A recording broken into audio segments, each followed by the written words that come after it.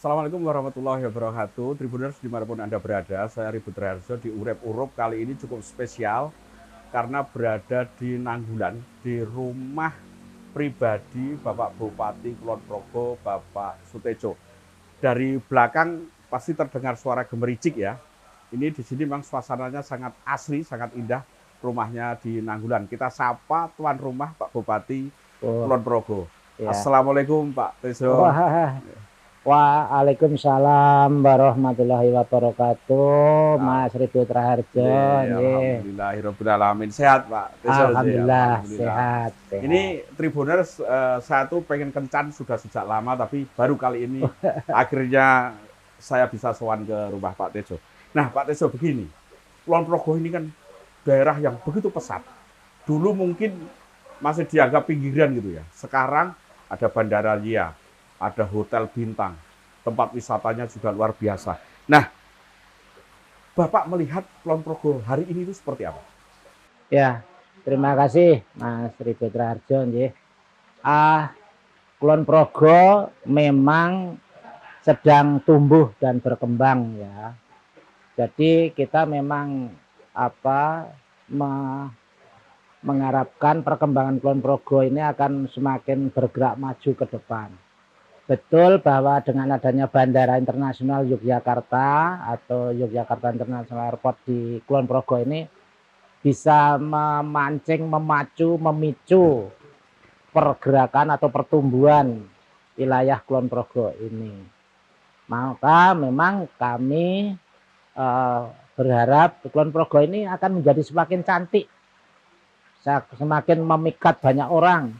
Semakin banyak orang mau datang ya. Ya. Tapi kan jadi pintu masuk, pintu gerbang. Orang mau kemana-mana lewatnya Kulon Progo. Iya, karena memang Bandara ZIA atau Yogyakarta International Airport itu betul-betul kapasitasnya ini kapasitas internasional, betul-betul internasional. Panjang runway-nya itu 3.250 meter dan itu belum menghabiskan space yang tersedia. Masih ada space-nya. Masih bisa diperpanjang lagi. Konstruksinya landasan pacu atau runway itu sangat kuat ya? Mampu didarati pesawat terbesar dan terberat di dunia. Oh, dan sudah pernah diuji coba kan mendarat di sana.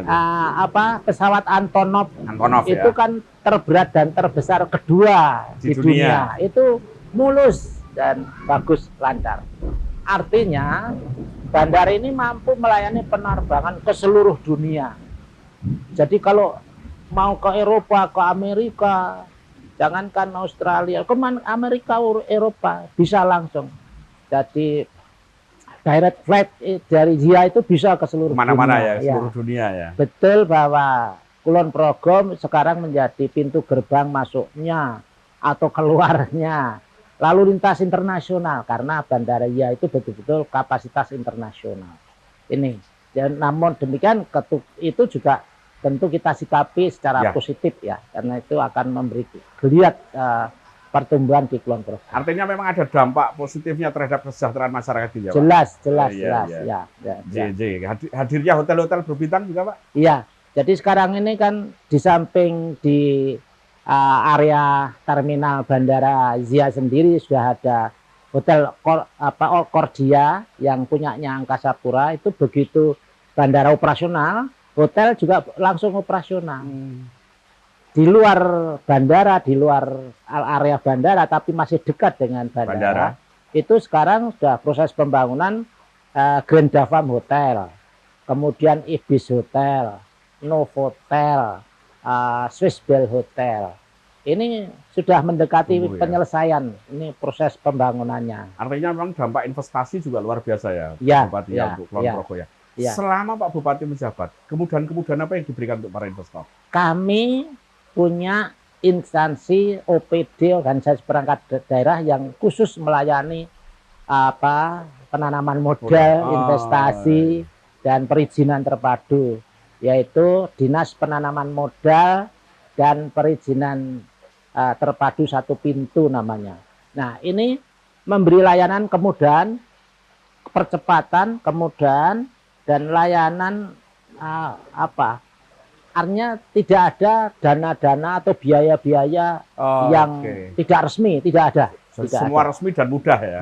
Resmi dan mudah dan cepat. Dan cepat ya. Dan semua teman-teman yang bertugas di sana, di dinas itu, ini sudah tertanam pemahaman bahwa sudah tidak zamannya lagi ada pungutan liar, ada setiap meja Terima amplop dan kasih atau apa ya. Nggak ada. Ya, ya, Nggak ya, ada. ya, ya. Nggak Itu ada. yang membuat Bahkan investasi. ya, saya itu kalau ada semacam perusahaan atau investor apa yang mau ketemu saya tidak pernah mau menerima sendiri. Oke. Saya pasti minta didampingi oleh OPD terkait. Saya hanya khawatir kalau bicara empat mata, jangan-jangan saya nanti ada setan melewati pikiran saya gitu. Artinya memang Pak Bupati ini sudah menjaga betul, Betul, sampai kemudian itu mencederai investasi yang masuk di Kulon Progo gitu sih. Nah, Pak Bupati, setelah bandara, setelah hotel, ada satu lagi yang terkenal, yaitu slogan-slogan kemandirian. Nah, Pak Bupati bisa nyebut deh apa aja itu yang begitu terkenal gitu di Kulon Progo? Ya, betul ya, Mas. Jadi kami ini merasa tertantang. Ada rasa kebangsaan kita, nasionalisme kita sebagai sebuah bangsa yang harus dibangkitkan kembali, tidak hanya secara nasional tapi di daerah termasuk Kulon Progo ini harus kita bangkitkan kembali rasa kebangsaan, rasa nasionalisme itu ideologi, Mas. Ideologi. Nah, ideologi ini penting untuk memberi spirit, kemudian kita bisa. Nah, kami berangkat menanamkan nasionalisme dan rasa kebangsaan itu dari spirit untuk berdiri di atas kaki sendiri dari sisi ekonomi dulu. Nah, maka kemudian waktu saya mendampingi Pak Hasto pada periode pertama, bupatinya masih Pak Hasto, kemudian saya wakilnya periode 2011-2016, itu di launching ini slogan jargon bela beli Kulon Progo. Bela beli Kulon Progo. Maksudnya kalau kita ingin membela Kulon Progo, belilah produk-produk Kulon Progo.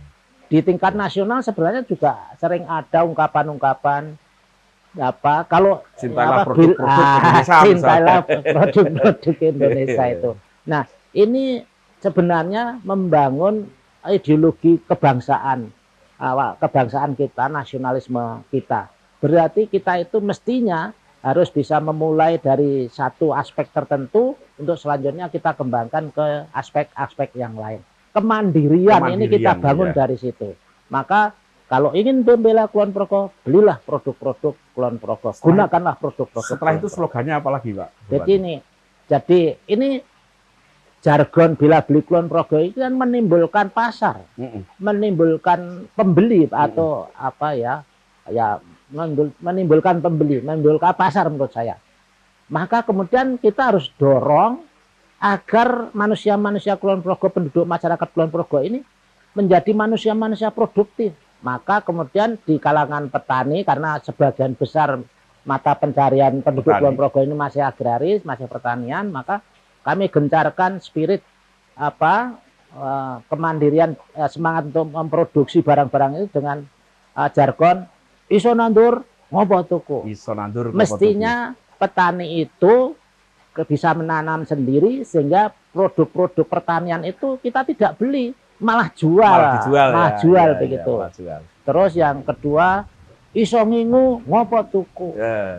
Ngingu peternakan, perikanan itu kan memelihara.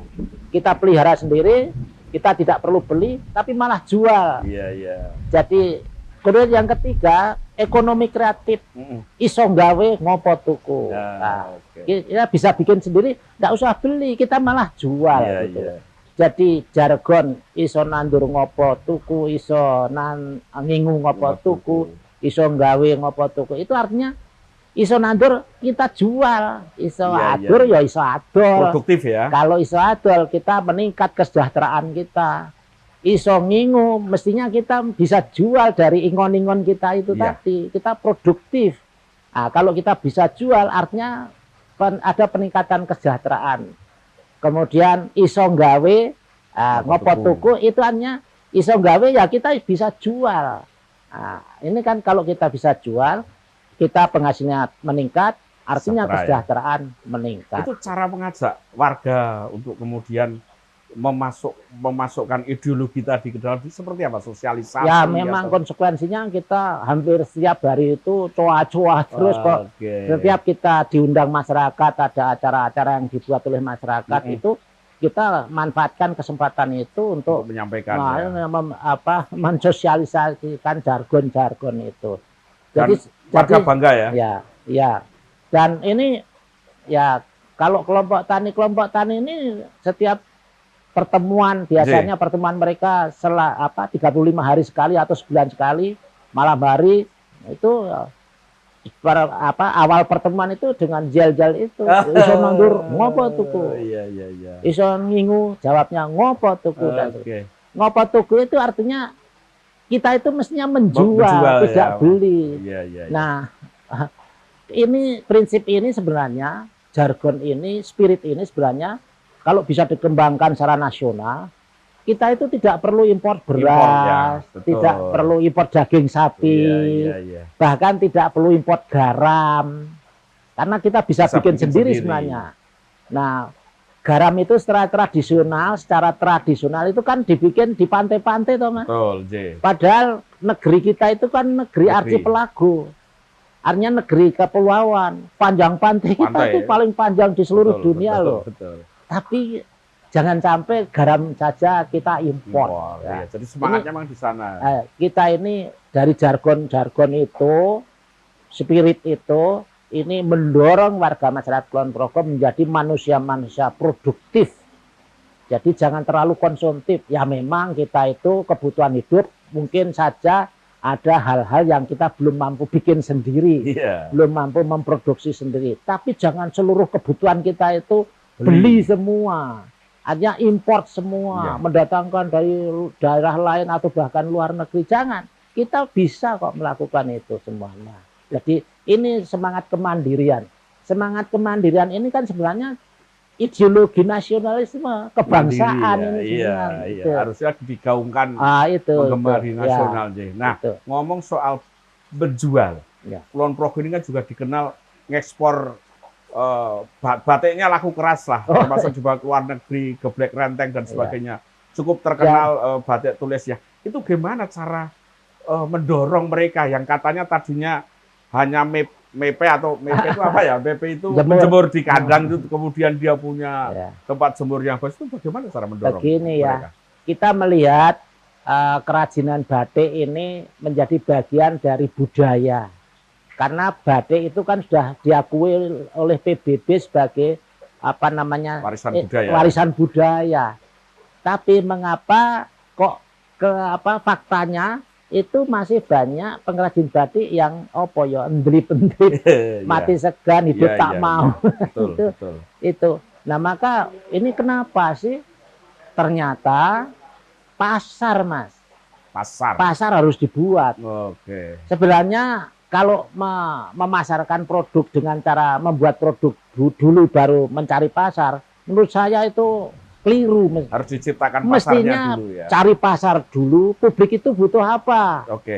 Kalau sudah diketahui, publik butuh ini, baru kita bikin produk.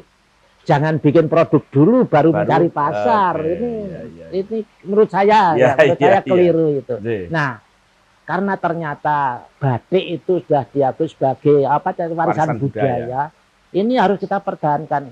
Karena saya mempunyai pandangan bahwa budaya itu sesungguhnya adalah jati diri sebuah bangsa. Sebuah bangsa kalau tidak mampu mempertahankan dan memelihara budayanya sendiri, sesungguhnya bangsa itu sedang bergerak akan kehilangan jati dirinya. Artinya keberadaan bangsa itu, eksistensinya ini sedang terdegradasi. Maka batik ini harus kita pelihara, kita kembangkan. Maka kemudian kita ingin membuat batik khas Kulon Progo. Nah, maka kemudian kita mengadakan sayembara membuat desain batik khas Kulon Progo. Unsurnya harus meliputi ini ya, harus ciri khas Kulon Progo. Misalnya menggambarkan produk ciri khas Kulon Progo, apakah itu kerajinan, apakah itu makanan, apakah itu alam dan lain sebagainya, tapi khas Kulon Khas Kulon Progo. Progo. Yang kedua, batiknya harus bisa diproduksi massal. Dan diproduksi massal itu sedapat mungkin massal yang bisa menggerakkan tenaga kerja banyak. Maka kita membuat kebijakan untuk memproduksi batik itu tidak boleh printing, tapi hanya batik tulis. Batik tulis. Ya. Atau paling banter cap, tapi tidak printing. Tidak printing. Tidak ya. printing. Iya. Karena kalau printing itu pekerjaannya mesin, gitu, nanti. Tenaga kerja tidak terserap. Gitu. Maka kemudian ternyata kita mengadakan sayembara desain batik khas Kulon Progo itu peminatnya luar biasa, Mas. Tidak hanya dari Jogja, bahkan tidak hanya dari Jawa, luar Jawa, dari Sumatera, Kalimantan, Sulawesi, bahkan dari Maluku, dari Bali, itu kirim karya, ya? Kirim karya batik khas ini.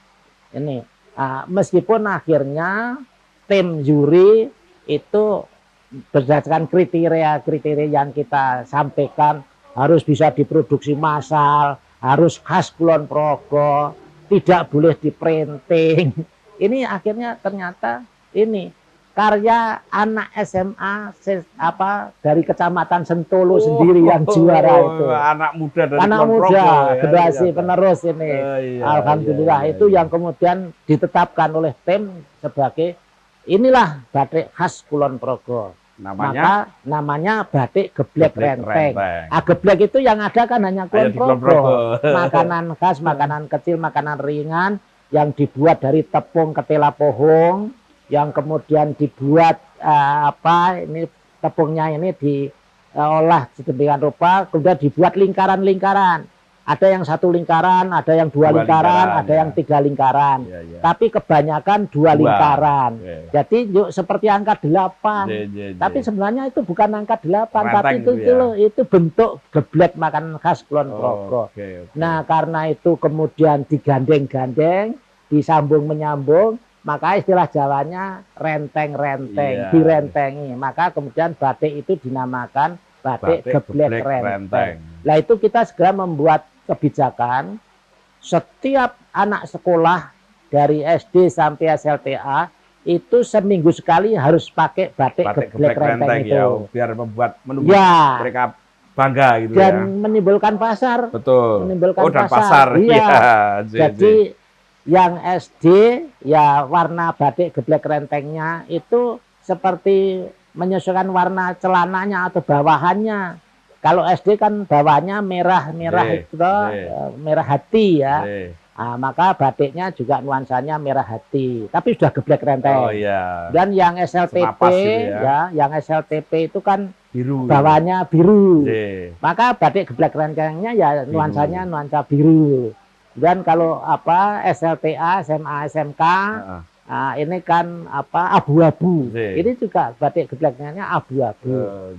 Ini. Jadi itu maka di samping anak-anak sekolah, karyawan-karyawati, pegawai negeri, ASN dan karyawan-karyawati seminggu minimal sekali pakai geblek renteng. Kalau batiknya 2 kali, tapi bisa geblek renteng terus, bisa pakaian kalau Jumat bisa pakaian olahraga. Tapi prinsipnya 2 kali seminggu 2 kali memakai batik ini. Ini sudah menimbulkan pasar luar biasa. Akhirnya pengrajin batik Kulon Progo ini kewalahan akhirnya melayani pembeli permintaan. Baik yang untuk seragam atau untuk. Nah, yang paling menarik ini, Mas. Batik geblek renteng di Kulon Progo ini tidak membosankan karena kemudian kita memberi keleluasaan adanya varian baru. Memang desain standar sudah ditentukan. Tapi dari desain standar itu kita memberi peluang untuk desain-desain varian-varian baru dari desain standar tadi. Jadi kalau panjenengan pengen ngagem batik geblek renteng yang tidak disamai oleh orang lain, kan ada toh orang-orang tertentu yang aku aku harus sendiri. Itu ada, itu dilayani oleh pengrajin-pengrajin. Ada yang berbeda aja. Pengrajin-pengrajin itu. Nah, Tribuners, saya megang buku 50 tahun mengabdi sejak perjalanan Bupati Kulon Progo DRS Haji Sutejo. Nah, Pak Bupati, Ini isinya apa itu? Judulnya jadi Jejak Perjalanan Soetedjo, begitu saja. Untuk berikutnya ya. Ya, ini kan masih damai. Ya, sekarang sedang proses pencetakan yang final. Nanti judulnya betul 50 tahun mengabdi, Jejak Perjalanan Soetedjo, begitu saja. Jejak Perjalanan Soetedjo. Begitu saja. Itu apa isinya? Sebenarnya itu bukan inisiatif saya sebenarnya. Tapi memang banyak orang menyarankan pada saya untuk perjalanan hidup saya ini dibuat biografi. Karena apa? Ya yang punya ide itu saran orang banyak itu. Termasuk itu karena saking cintanya sama panjenengan ini. Saya rasa ya, saya tidak tahu ya, tapi ada sesuatu yang menarik bahwa perjalanan karier saya itu kan mulai dari pembantu carik, Mas. Pembantu carik? Bukan cariknya, pembantunya. Ya, pembantu artinya stafnya. Ya. Stafnya. Pembantu carik itu yang ya dulu pekerjaannya membantu Pak Carik. Pak Carik tugasnya penyan juga gambarannya sudah periksa. Kalau dulu Carik itu kan termasuk tugas ngukur tanah dan sebagainya. Ngukur tanah zaman dulu itu belum seperti sekarang pakai keker, pakai meteran.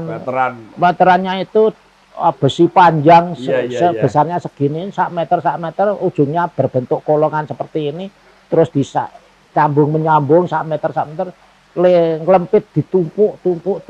Nek arep ngukur, ayo nek butuh 50 meter ya ini 50 tumpuk. Mongko wesi abot, Mas. Pembantu Carik ini sing kudu manggul itu ndereke Pak Carik ngukur di itu. Kalau tanahnya datar relatif mudah, waduh larang-larang ini ngarat-arat itu.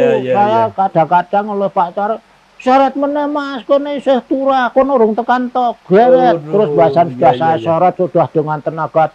Nek ngukur lemah kita yang brengok kae, Pak. Kebablasan itu kene cepet ya. Itu aku arepnya nang ora kuat. Jadi karier saya mulai dari pembantu carik. Kemudian sekitar 2,5 atau 3 tahun menjadi pembantu carik, saya kemudian terpilih menjadi lurah atau kepala desa. Dan itu 12 tahun. Kemudian ada lowongan CPNS. Nah, diumumkan, kemudian saya ya daftar gitu. Daftar, terus ada ujian. Ya, saya mengikuti ujian dulu, ujiannya di gedung SDM Yujon Jetis itu, Jogja itu ya. Ternyata lulus saya itu. Nah, maka akhirnya saya jadi pegawai negeri. Kemudian dari pegawai negeri pertama saya dapat diberi jabatan sebagai Kasubag administrasi perangkat dan administrasi desa. Kemudian itu 2,5 tahun. Kemudian 2,5 tahun berikutnya jadi tugasi sebagai Sekwilcam Sentolo. Sekarang namanya Sekcam atau Panewanom sekarang ya. Itu 2,5 tahun. Ya 1993 sampai 1996. Nah, 1996 saya sudah ditugasi sebagai jadi camat di Temon. 96 sampai 2001, 5 tahun. Terus 2001 sampai 2006 ke Pemkab menjadi kepala bagian pemerintahan desa. Dari 2006 sampai 2011 saya Asek 1, Asekda 1 bidang pemerintahan dan Kesra. Nah, 2011 saya diminta Pak Hasto untuk mendampingi beliau dan kemudian mendapat rekomendasi dari partai pengusung. Saya menjadi calon wakil bupati mendampingi Pak Hasto dan alhamdulillah terpilih masa jabatan 2011-2016. Kemudian ada pilkada kedua di 2000, kami terpilih kembali di 2000 pada masa jabatan 2017 sampai 2022. Itu karier saya, sehingga memang ini buku ini akhirnya disusun oleh dokter sejarah Nggih. Mas Atoilah yang juga orang Kulon Progo sendiri itu. Oke. Doktor sejarah, doktor muda, Dokter pakar muda. sejarah yang asli Kulon Progo. Tempat tinggalnya rumahnya di Sidoarjo Samigaluh. Oh, di Iya, Samigaluh ya, iya. di Kulon Progo. Jadi Nggih. orang Kulon Progo asli ini. Nggih. Ya, itu Oke, yang menyusup. menyimak apa yang Pak Bupati sampaikan perjalanan karirnya yang menurut saya luar biasa. Nah, kemudian pada saatnya memang pada akhirnya paripurna tugas Bapak. Pesan-pesan apa yang ingin Bapak sampaikan untuk masyarakat? Untuk masyarakat Kulon Progo, seperti yang sudah saya mulai bersama Pak Asto untuk membangun kemandirian, jadilah manusia-manusia produktif. Itu ya harapan kami. Jangan jadi manusia yang terlalu konsumtif lah. Ya konsumtif boleh, tapi ya sak madio saja. Tapi prinsipnya kita harus bisa menjadi manusia produktif. Itu yang pertama. Yang kedua, kepada generasi muda saya hanya ingin tidak perlu malu mulai dari yang kecil. Sesuatu yang besar itu pasti dari kecil. Wong sesuatu yang banyak itu sebenarnya hanya kumpulan sedikit-sedikit kok, Mas. Bahkan secara matematis garis panjang itu kan sebenarnya hanya kumpulan titik-titik. Ya, betul. Garis panjang itu hanya kumpulan titik-titik. Jadi banyak itu hanya kumpulan sedikit-sedikit. Besar itu mesti berawal dari kecil. Wong kita itu dulu waktu lahir ya orang semene kecil ya kecil kita itu. Dan ibaratnya orang naik tangga itu ya seyogyanya, idealnya ya step by step. Gigi pertama, gigi kedua, gigi ketiga dan seterusnya. Kalau kita mau dari gigi 1 langsung gigi 5, ya keplengkang ya itu. Jadi menurut saya kita tidak perlu malu untuk memulai dari sesuatu yang kecil untuk kemudian dalam perjalanan bisa menjadi besar. Kita boleh berpikiran besar, tapi harus segera mulai. Tidak perlu berpikiran besar ya nggak apa-apa, pikiran kecil juga nggak apa-apa, tapi harus segera dimulai. Betul. Pikiran besar tanpa dimulai itu, pikiran besarnya itu akan digunakan oleh orang lain nanti. Nah, ini yang terakhir Pak Bupati. Ya. Kalau ada warga yang kangen pengen ketemu Pak Bupati, gimana caranya nanti? Saya kan tanggal 22 nanti sudah berakhir masa jabatan saya. Saya ini selalu senang untuk didatangi orang, dihubungi orang, saya setiap ada yang datang menemui saya baik di rumah dinas maupun di rumah pribadi itu gimana ya? Saya itu merasa aku kisih di sedulur toh. Saya selalu merasa begitu, Mas. Jadi setiap ada yang datang ke rumah dinas atau di rumah pribadi saya, mencari saya, menemui saya, itu saya selalu merasa, alhamdulillah aku kisih di sedulur. Jadi setiap yang datang saya pandang, saya anggap sebagai saudara. Nah inilah karena memang kakek nenek mbah-mbah saya dulu selalu berpesan golek sedulur sing saake-ake mungsuh ki siji ki kakean. Terus. Jadi mungsuh itu satu saja kebanyakan. Apa golek wong ming secuil kan. Siji ki kakean. Itu. Maka setiap yang datang itu saya merasa bersyukur, alhamdulillah berarti saya ini masih punya saudara. Itu.